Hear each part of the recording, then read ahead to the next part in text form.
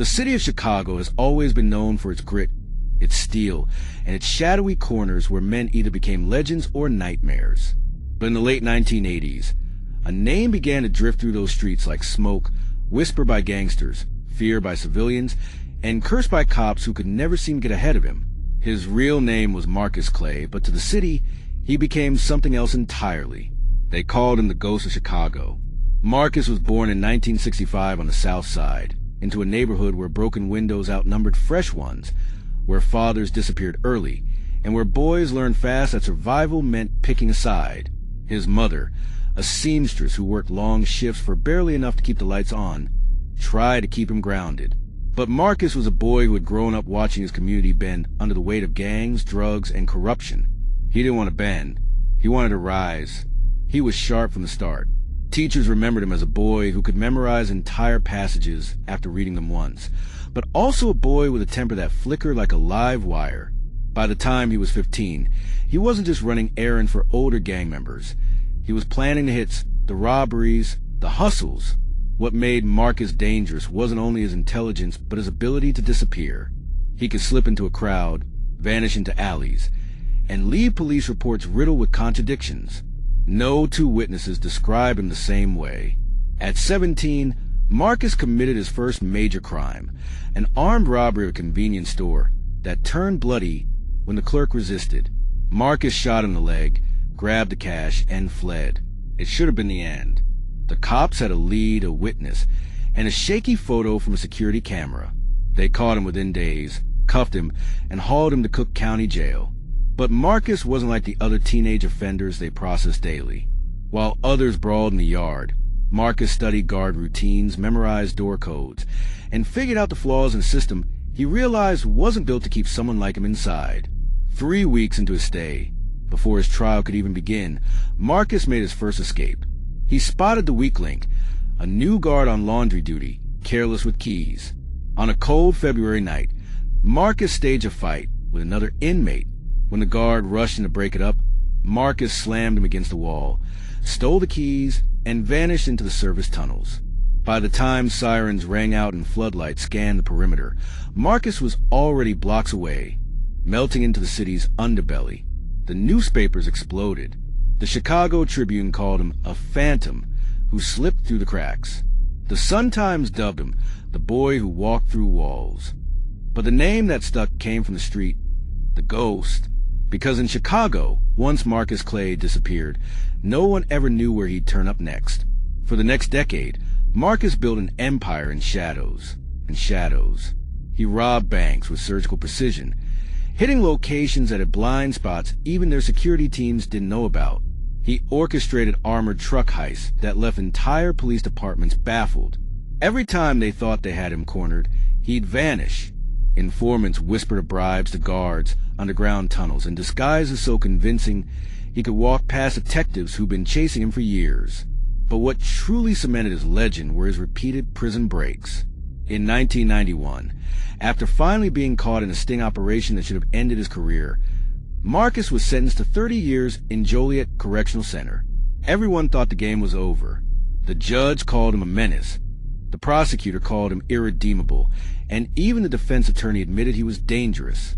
Marcus sat in the courtroom silent, his eyes cold, his lips curled in the faintest smile, as if he knew something they didn't. 6 months later, Joliet was on lockdown. Marcus was gone. This time, he had studied the prison library blueprints, memorized the shift schedules, and bribed a kitchen worker to smuggle in a hacksaw blade hidden in a loaf of bread. It was old school, almost laughably simple, but Marcus had patience. Over weeks, he sawed through a ventilation grate in his cell. On a stormy night when alarms malfunctioned from a power surge, he slipped through, crawled 300 feet of shaft, and emerged outside the walls. He left behind a mocking note taped to the inside of his cell door. Better luck next time. Chicago police were humiliated. The FBI got involved. Politicians demanded answers. But Marcus, now more than just a fugitive, was a folk figure. Kids in the South Side painted graffiti of his silhouette. Gangs toasted his name in bars. To some, he was a hero sticking it to a corrupt system. To others, he was a predator who thrived on chaos. The ghost wasn't just running, he was taunting. He called a radio station once, live on air, disguised his voice, and said, "You can't catch what you can't see." He sent postcards to detectives, postmarked from cities they knew he'd never been in, just to throw them off. One officer later admitted, "Chasing Marcus was like chasing smoke.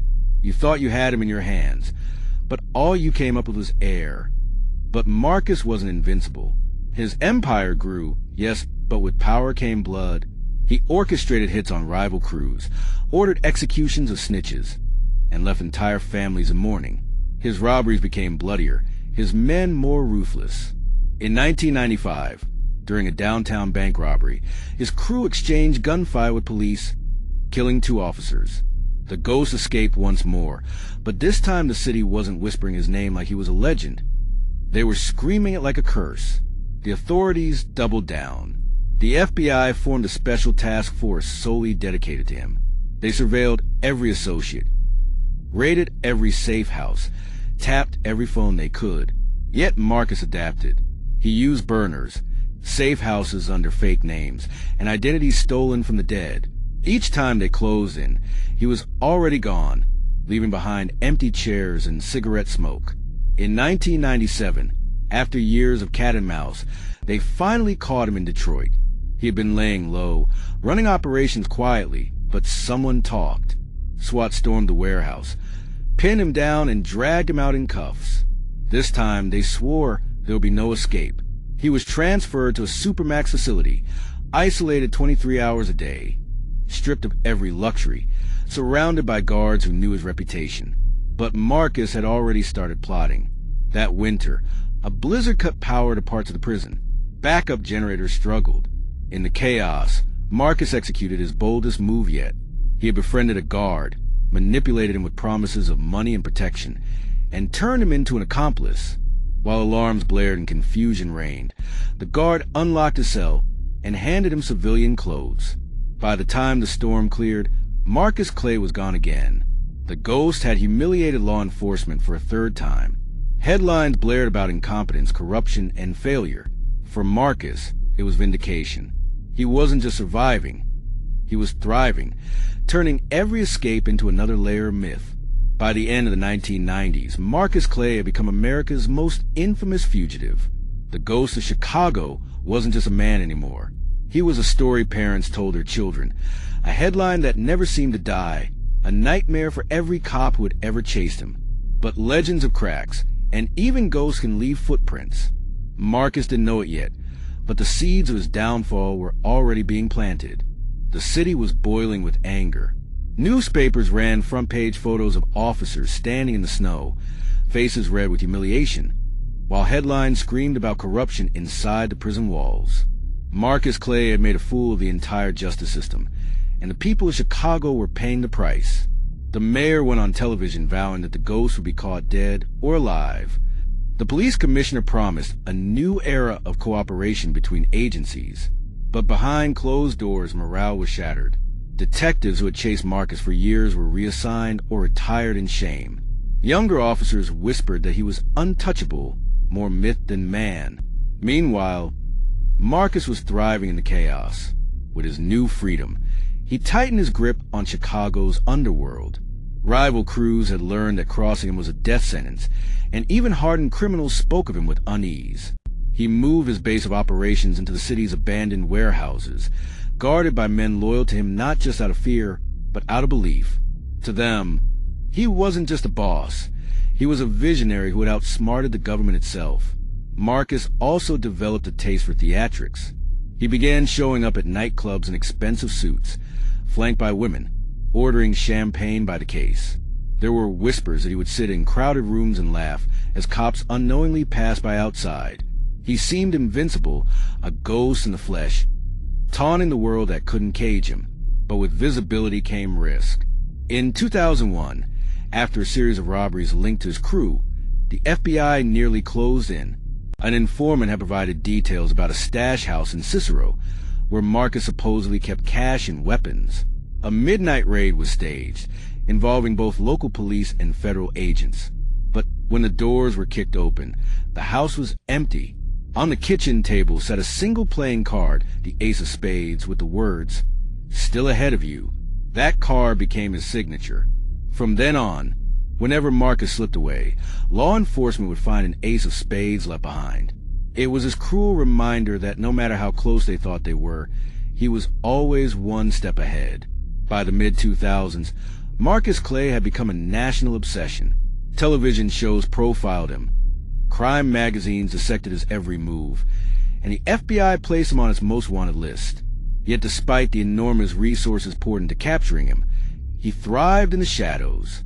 His network stretched from Chicago to Detroit, down through St. Louis, and even into the East Coast. He ran drugs, extorted businesses, laundered millions, and killed anyone who threatened to expose him. Still, his arrogance grew. He began making appearances in neighborhoods he controlled, handing out cash to struggling families, paying rent for single mothers, even sponsoring block parties. To some, he was a savior, a Robin Hood figure. To others, it was blood money, the poisoned generosity of a man who had left countless bodies in his wake. His men were fiercely loyal, but cracks began to show. In 2006, one of his lieutenants was arrested after a shootout and quietly began cooperating with authorities. For months, federal agents believed they were finally closing in. They set up surveillance, tracked phone calls, and monitored shipments. But Marcus discovered the betrayal before the feds could move. The lieutenant's body was found in an alley, a card shoved into his mouth. The message was clear. Betrayal was death. That same year, Marcus pulled off what many still call one of the boldest heists in Chicago's history. He and his crew hit an armored truck in broad daylight outside a federal building. Disguised as construction workers, they blocked the road with fake barriers, overwhelmed the guards, and vanished with over $5 million in cash. Cameras caught glimpses of masked men, but none of the footage could tie Marcus directly. The ghost had struck again, and the city buzzed with both fear and awe. Inside law enforcement, frustration boiled over. The FBI created a joint task force with the DEA, U.S. Marshals, and Chicago PD, pooling intelligence in hopes of closing the net. They bugged phones, flipped low-level associates, and tracked money trails. But Marcus was meticulous. He used cash couriers instead of banks, switched cars weekly, and never stayed in one place too long. Every time the task force thought they had him surrounded, they ended up chasing shadows. In 2008, Marcus was arrested once more, this time during a raid on a suspected drug warehouse. For the first time in years, the city believed the nightmare was over.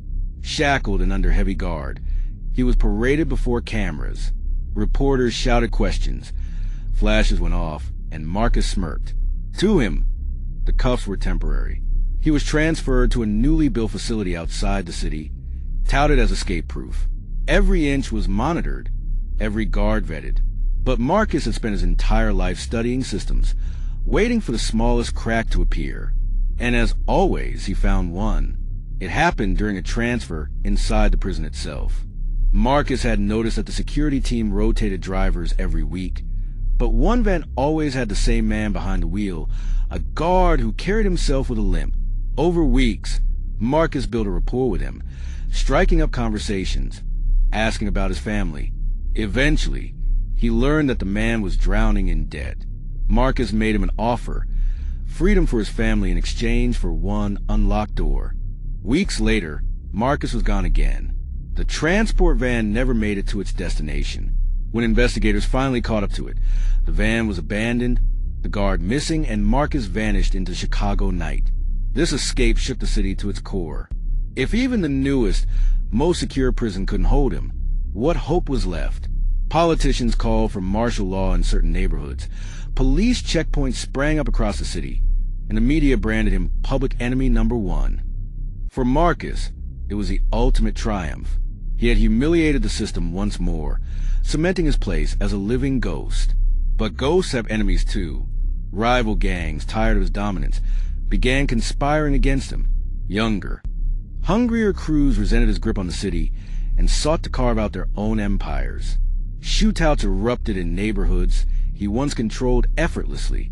Marcus responded with violence, sending his men to burn out rivals and execute their leaders. The city descended into chaos, and his legend darkened. No longer was he the Robin Hood figure handing out money at block parties. Now, he was a warlord, ruling with blood and fear. By 2010, the ghost of Chicago wasn't just a local nightmare. He was a national one.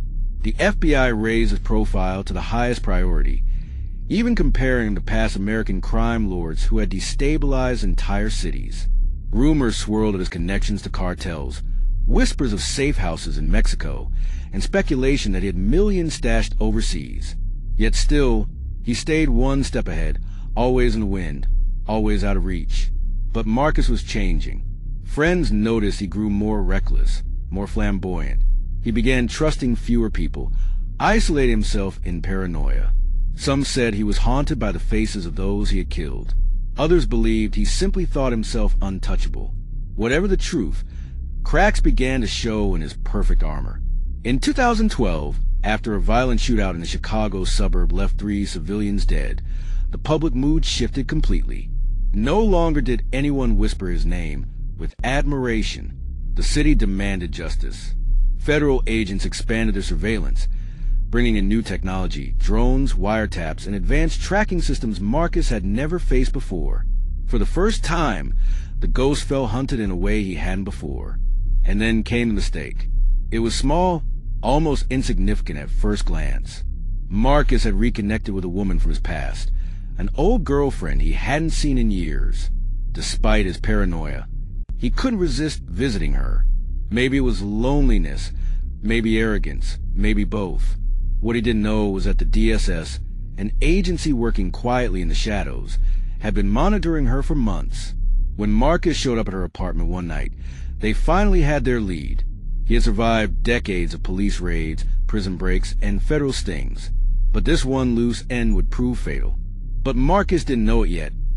Every step he took deeper into the shadows was already leading him straight into the trap that would finally expose the ghost of Chicago. If you enjoyed this story, don't forget to subscribe as we await part 2. Like and drop a comment with your thoughts. It really helps us bring you more true crime stories like this.